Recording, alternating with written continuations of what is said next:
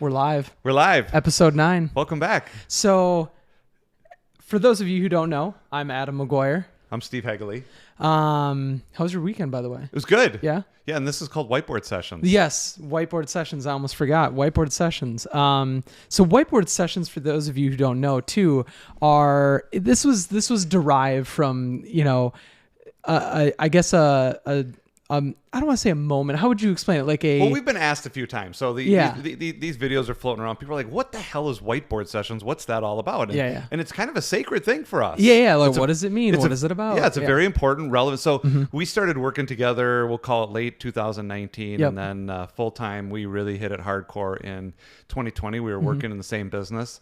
And there was this enormous whiteboard in my office. Yeah. And so... we would come in and start talking, and one of us would start to doodle on the whiteboard, and it became the source of some incredible energy, some synchronicity, some innovation, some ideas, some really cool plans that started with a simple whiteboard. A simple whiteboard. And it would be, we always kind of deferred to it. And, some people might say, oh, it's a little old school. You just go to the iPad you write it down. But it just seemed right, partly because it was so big. Right? It was like an 8-foot by 5-foot whiteboard. Yeah. But when you and I got on a roll, it was always just like, oh, we got to write that and we got to write that down. Right. And it was just like, it was like electricity. It was just boom, boom, boom. Like we were just on a roll. So we started calling them brainstorm sessions, and then they became whiteboard sessions because we always used that and we could always flush things out. And for people that are creative and people that are committed to excellence and so on and so forth, that became a source of that. And we would literally say to each other from time to time, we need a whiteboard session. Yeah, people can say, like you said, well, you can use an iPad, but there's an enormous amount that you lose in using an iPad or some sort of electronic device, because there's no opportunity whatsoever to get dry erase marker all over your fingers. Yeah, exactly. And that's the best part of it, right? Exactly. But yeah, it was one of those things where I think we started doing it, we kept doing it, and then when it came time to these, things we do, ideas, right? Because the kind of the premise of the whiteboard session is one of us has an idea, the other one doesn't really know, and what you get is honest, real, authentic reactions, feedback, ideas. So it was kind of like our whiteboard sessions where, one of us would come to the other with an idea or a topic or a theme or whatever it may be, and we would want to flush it out on the whiteboard. And that's what we're doing here. So not only can you see how we work, but also we can get these topics and ideas and things not only flushed out, but explained or taught or whatever the word may be. Right.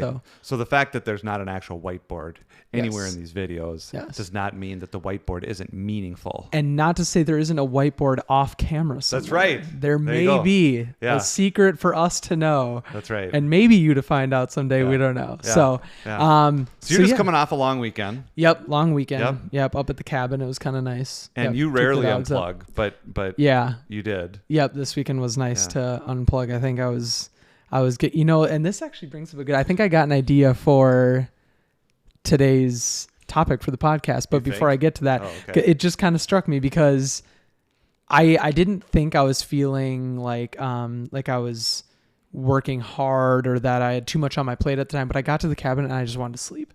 I just wanted to unwind, lay down, just relax. I didn't even have this. You said unwind, not drink wine. Exactly. Correct. Yeah. My wife drinks the wine. I unwind. Yeah, exactly. And so, normally, I want to go wakeboarding or swimming or, kayaking or whatever it is. And I was like, I just want to chill. I did not know that. You wakeboard? Well, I attempt. Okay. Nicole, my wife, she's a wakeboard. Oh, wow. She can shred. Okay. Oh yeah. I got some cool video and pictures. Yep. Nice. So yeah, I don't know. How was your weekend good? So were you going to say something? So you didn't think that you were that? Yeah. And then all of a sudden, the first night up there, it was like a weight lifted off. And I was like, I don't even mind not being active or not doing it. I just want to sit here. Yeah. I could sit here with the dogs all day. Yeah. Not do anything. So and you're thinking that's attributed to what? I think just when, going through the motions of every week and, everybody, whether you're an employee or a leader or a business owner or just anybody in general, I don't think we always realize what's all on our plate at any given moment. Yep. And I think that's what kind of is, as it's formulating in my head, what this idea today for the podcast could be. And I'm curious to see your reaction. I think today we should talk about burnout. Right. So there's a couple of things that have led up to this. One, there was a one of my favorite sources, I think you were tuned into Harvard Business Review before we got connected. But for anybody that doesn't know about the Harvard Business Review, and if you're serious, about your career or business or whatever, it's just an unbelievable source, really good. And so we've got an article that we want to share on that. The other thing is that the phone is starting to ring. Emails are starting to come our way.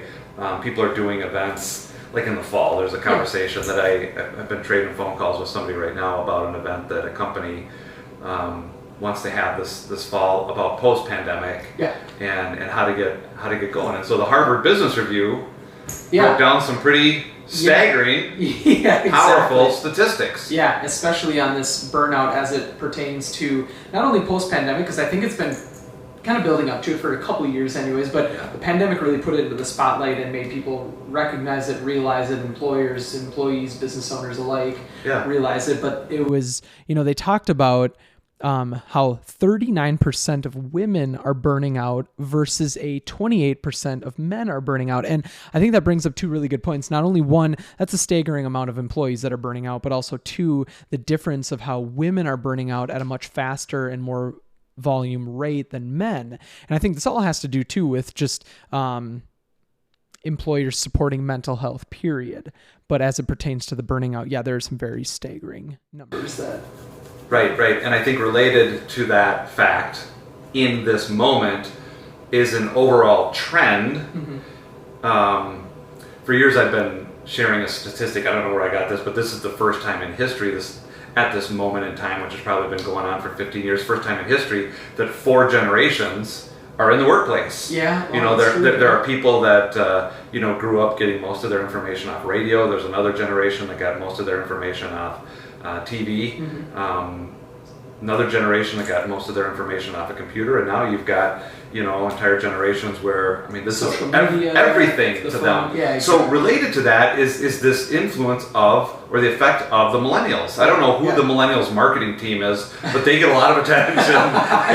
They get great PR, and they are really changing the world. And so one of the things that millennials, and you can probably relate to that more because you're not officially a millennial, are you? No, I am. I'm kind of smack dab in the middle. Really? Yeah, okay. So I am, as of this recording, I'm 34 years old. So I'm kind of smack dab. I think it goes from early 20s, maybe 24 to about 38. All right. Somewhere around there. You qualify. I'm kind of right in the middle. Yep. I'm definitely not a millennial. You're just outside. 41. Just outside. I'm more towards that boomer category. I think I just missed the cutoff for that. Solid excerpt. Yeah. But the millennials are very focused on balance. Yes. And a lot of other things. I think the millennials the ones that get most of the credit for the participation trophies? I think so. I think that's the biggest thing for our generation. Well, and that's a good point too, because I think as it pertains to millennials, I'm trying to remember the exact statistics, but a Harvard Business Review also put out a fairly recent article that talked about how, when we talk about this burnout rate, and we've also in a past podcast, which episode 2 of Whiteboard Sessions talks about post-pandemic, now what, right? We also in a previous podcast talked about the, how should I say, employees wanting or realizing that they at least are going to be leaving the workforce to some extent. They're not, married to they don't have any brand loyalty to the company they're at. They're realizing what's a priority in their life. And that goes across all generations. But I think it's more of a staggering number for millennials. If I can remember right, I want to say it's something like this year, or at least post-pandemic, 26% of all workers are going to be either changing jobs, getting out of the workforce, something like that. But 34% of millennials will be leaving. Those are huge numbers. That's over a third of millennials. For all the business owners, all the leaders and managers, let's just let that sink in for a second, because 1 out of 4, everybody, demographic, 1 out of 4 will be changing. And what did you say? 34%, so a third of your... So 1 out of 3. And millennials make up the largest workforce chunk of people. So a good chunk of your business could be looking for other jobs right now, which is... Right. So with all the change that's happened, during the pandemic, and everybody's coming out of the pandemic, and I think that there's going to be future conversations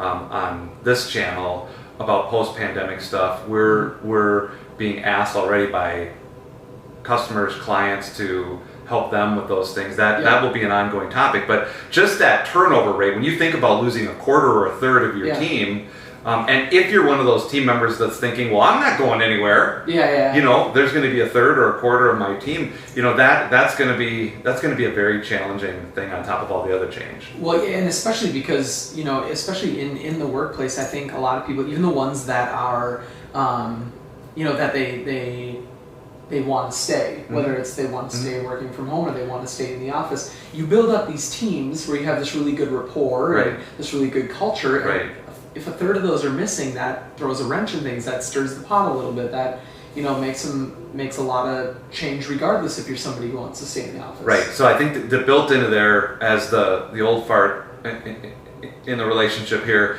I see things like that, and I think that there's some opportunities. Okay, if I'm a leader, if I'm an owner, if I'm a manager, and if I buy into that stuff, and I, you know, frankly think you should, there are some opportunities to get people re-engaged in a more meaningful way than they've ever been engaged before, and that's going to take time. We've talked a lot about it. We're going to continue to talk a lot about getting people engaged. 8 out of 10, we've said this before here, 8 out of 10 people will go along with decisions they don't agree with if they feel they've been quote unquote heard. As we're coming out of this pandemic, in many cases we are. I mean, there's a labor shortage right now. There's a lot of issues related to post-pandemic that people are you know, struggling with.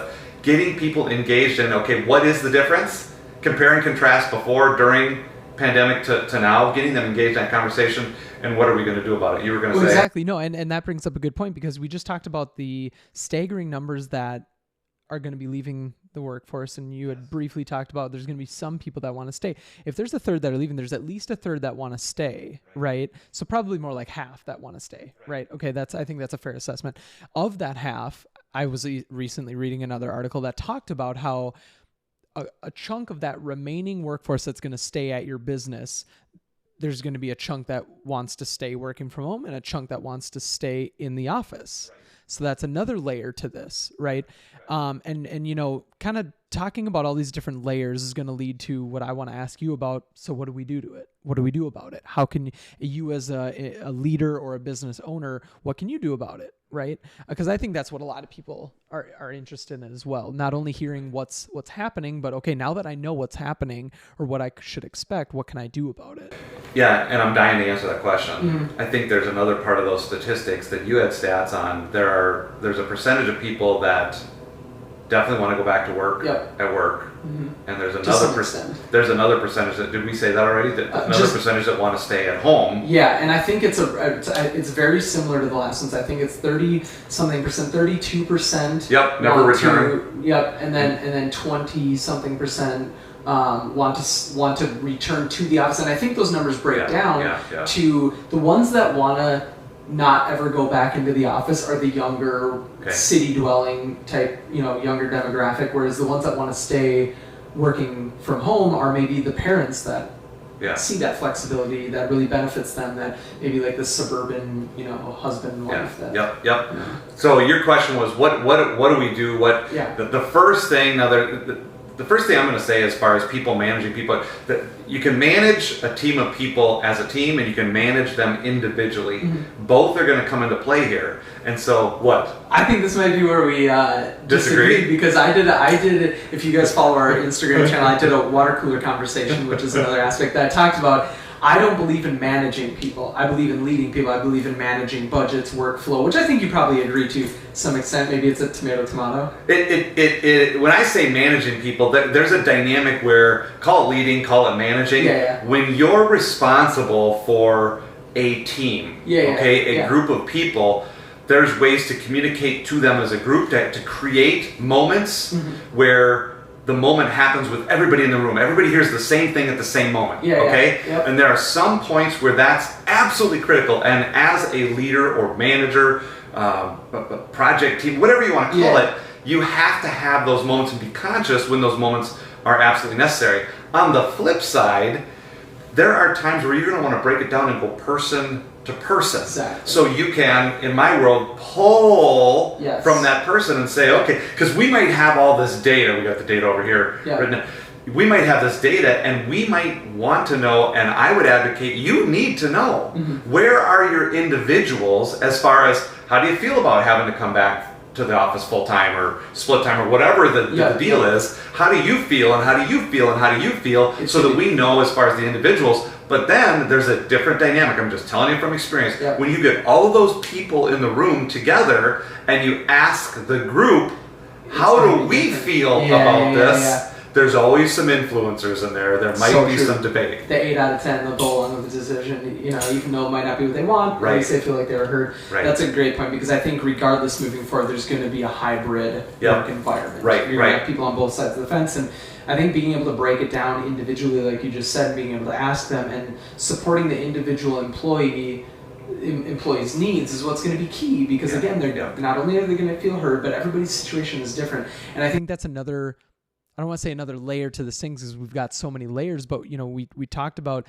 the topic is burning out, and then we gave some examples about who's going to be leaving their job, staying, who's going to be wanting to work in the office, who's not going to want to be. But as it pertains to burning out, you look at these people a lot of these employees and being able to ask if they want to work from home or if they want to stay or what their preference is.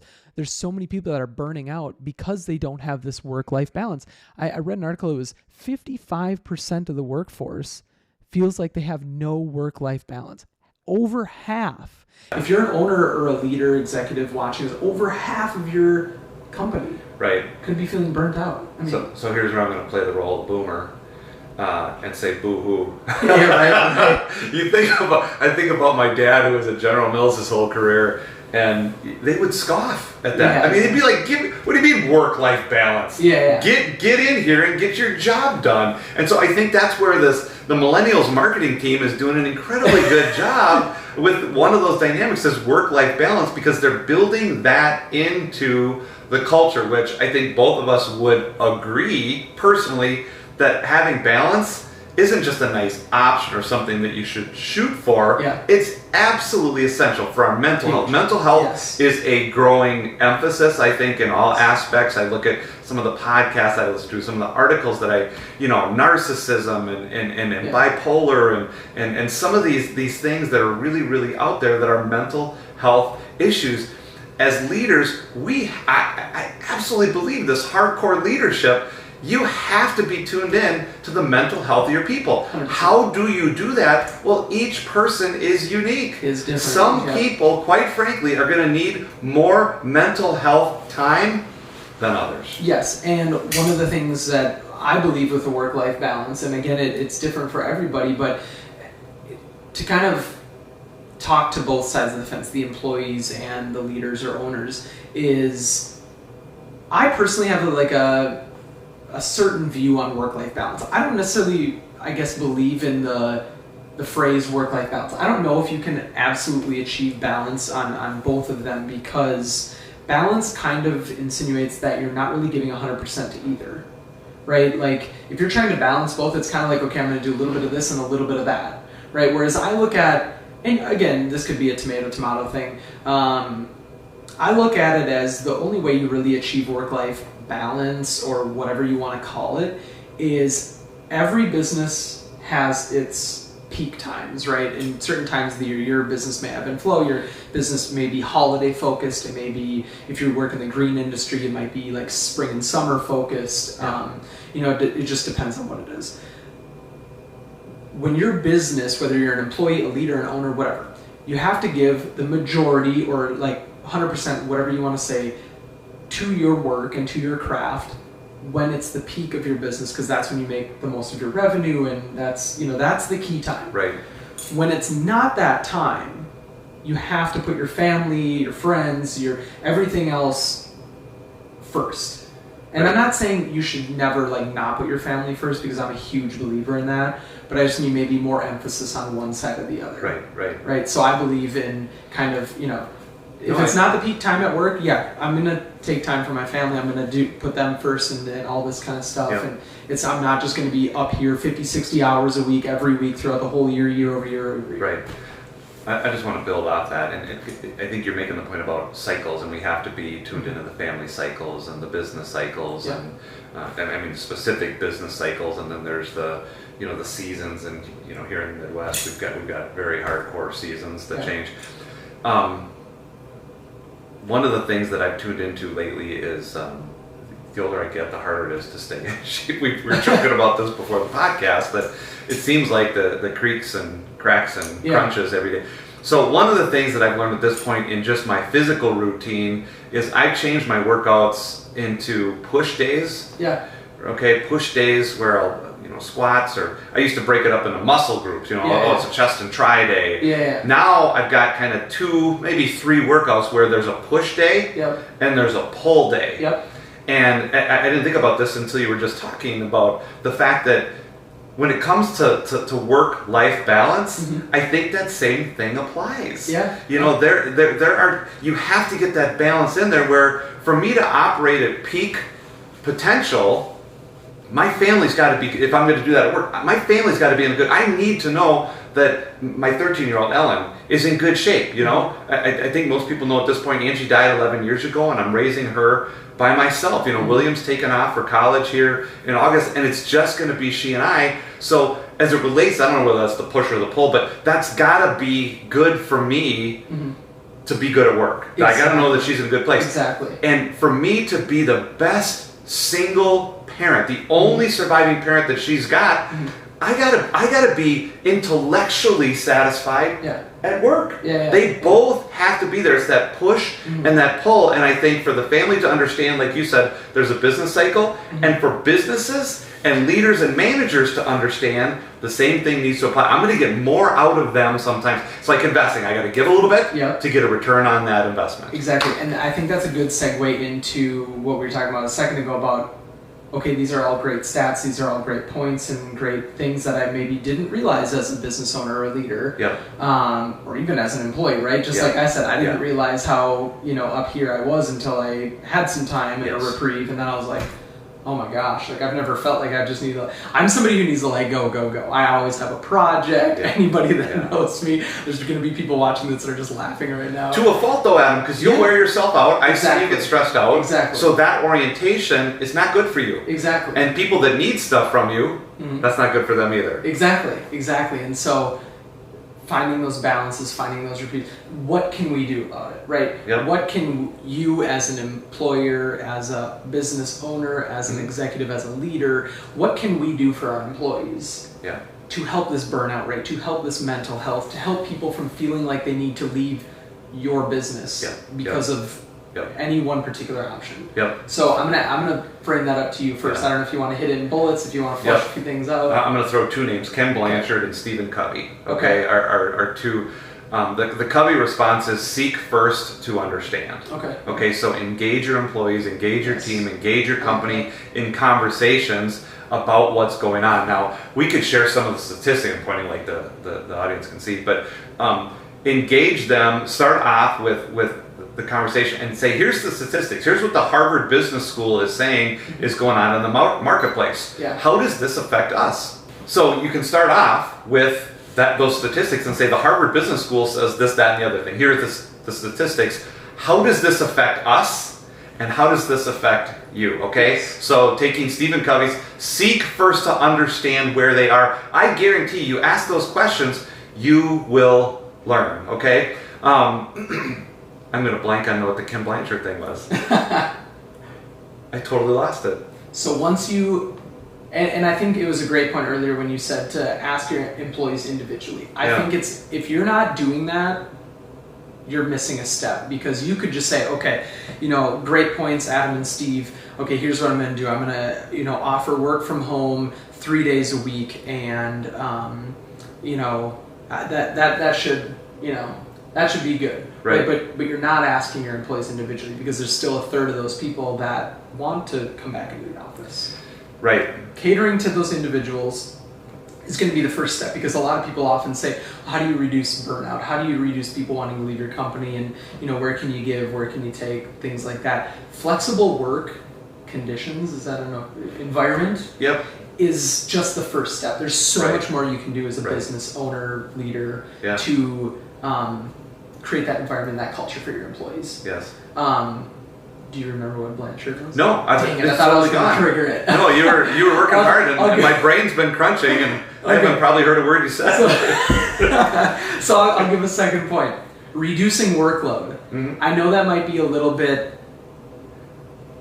what's the word I'm looking for? Controversial, perhaps? Counterproductive, you bet. Yeah, because I think even from an old school train of thought, it's like, okay, I'm still paying these people. Why would I pay these people less to do less work? Right. Or pay them the same to do less work? But albeit it might only be temporary, and you're not just saying everybody works less. It might be a shifting of priorities. It might be a shifting of responsibilities. Yes. It might be, everybody on the team knows everybody else's roles more. So if you are on PTO or you are working from home and you have to miss a meeting, somebody else can pick up seamlessly. Yes. Right? Yep. So not necessarily reduce a workload, like, hey, I want you to do 50% less the work you're doing. Right. Not that. But that is a second point that you can do to help burnout. So you have flexible working conditions, reducing workload where you can. Yeah. A third point might be, I know I've heard a lot of businesses are doing this lately. I can't remember if Patagonia is the one that I'm trying to think of or not, but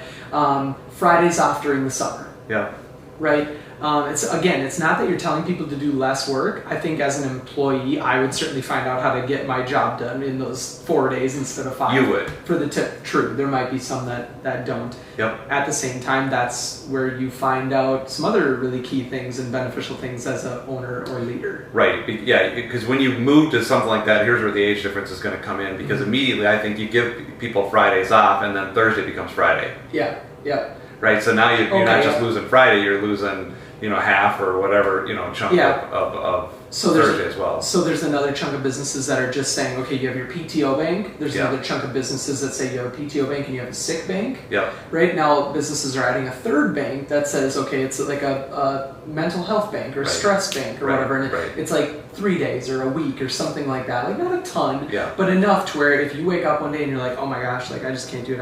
I need a mental health day. I need a break right now. Or say you go to the cabin for a week and you're like, oh my gosh, I don't want to go back on Monday quite yet. I really need this. It's just, okay, I need to call Tegan. This is kind of progressive and maybe a little radical for some people to consider, but as you're talking about, and I might be one of them.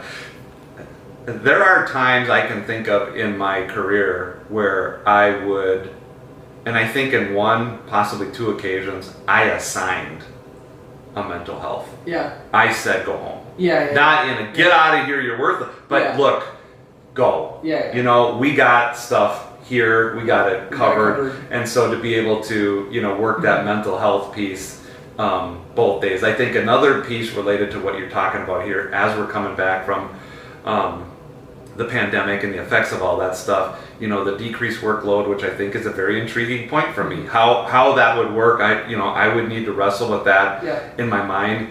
I'm tempted to use the old vernacular and say, well, team building. Everybody goes, oh my God, team building. What do we do? Ropes course and fall back into trust falls. Yeah, exactly. Right. Or colors or whatever the fad is right now. But I think engaging people, getting people engaged in a conversation with leadership, and I think most importantly, getting people engaged in a conversation with each other. We were also joking before the podcast today how important, and you're just trying to make me feel better by saying the warm-ups have never been more important to you and your workouts. Sometimes it'll take me an hour to warm up in my workout. I think that same warm-up applies to what's going on right now. We need to warm up so that we can get back into working or working out. I think getting re-engaged with everybody. And that's where I think, a little shameless self-promotion where we can help people with some calisthenics. We've got some mobility work. Exactly. We can get them through that. And in some cases, maybe it's a meeting. Maybe it's a series of meetings or something like that to get people making sure you're warming up the right muscles for that push. You don't want to do any damage. That's right. You do not want to do any damage. It's only going to provide future benefits to do those warm-ups. I don't have anything more necessarily. I think that's a good kind of wrap up to this one, but do you have it? You got no, it? I think through the magic of editing, once my memory, clicks back in, I remember what the Ken Blanchard thing is. I know, right? We could drop that across back. The screen. Yeah, exactly. Just big, right here. Right here. Yeah. Or years from now, this will be the early onset of whatever is going on. I'll look back at episode 9, Burnout, Whiteboard Sessions. Yeah. No, great topic, and thanks for the research. Absolutely. Thank you guys again for tuning in, too. I mean, episode 9. Next one, episode 10. It's going to be great. So double digits. All right, I'll see you guys. Thank you.